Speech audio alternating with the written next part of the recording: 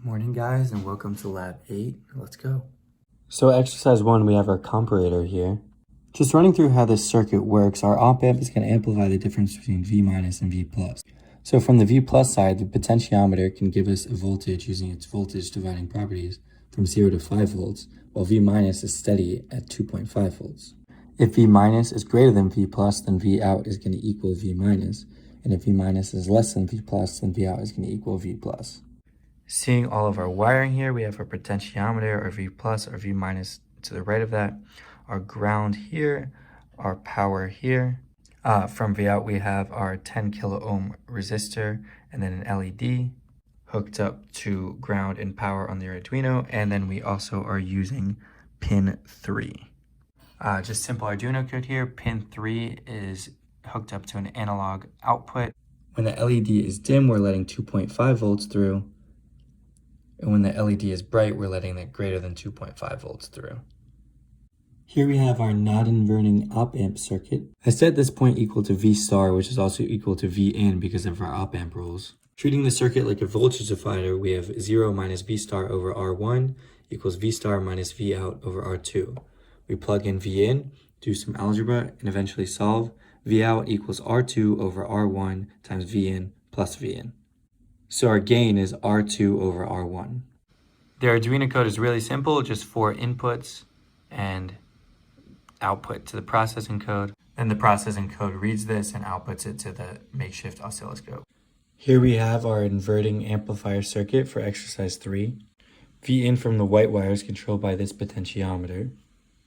V plus is from the yellow wire. It's at 2.5 volts using a voltage divider of 1 kilo ohm and 1 kilo ohm. Here's where the magic happens. So R2 is 10 kilo ohm and R1 is 1 kilo ohm. So the gain is negative 10. And everything's wired into our op-amp. So I know it's working that it's an inverting circuit because when V in goes up, V out goes down, and vice versa. And we have a plateau for V out around 1.8 volts and on the other side about 4.3 volts. And V minus doesn't exactly stay at its 2.5 volts. Ideally, when we did op-amp problems, V in equals V minus, but that's just not the case here. So that's why we get this behavior. Exercise 2 here with our voltage follower circuit. V in is controlled by this potentiometer. And you can see V out and V minus are connected with the blue and green. And V plus and V in are connected with the white and yellow. Seeing it in action, you can see our V in and V out follow each other, hence a voltage follower. This works well for voltage is above about 2 volts, but doesn't work for voltages under about 1.8 volts. You can see the blue V out plateaus around 1.8, while V in the white can go anywhere it wants. We see this limitation with our voltage follower because the Arduino doesn't actually have a negative 5 volt port. Our negative 5 volt or V minus is actually connected to 0 volts or ground. So here's our derivation for our integrator circuit. So we know the voltage across the capacitor VC is Q over C.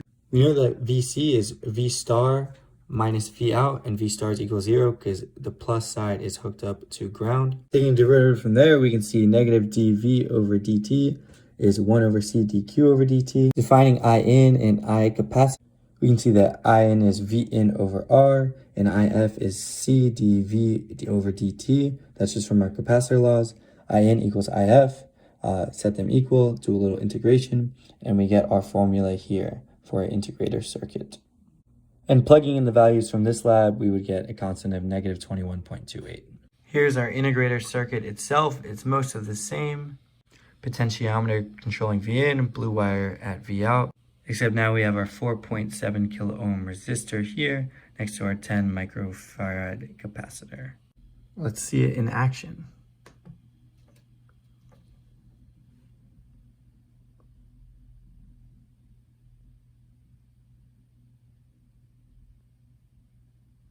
So this is what we expect. It's a little bit hard to tell what's going on because the constant was negative, but these are good results.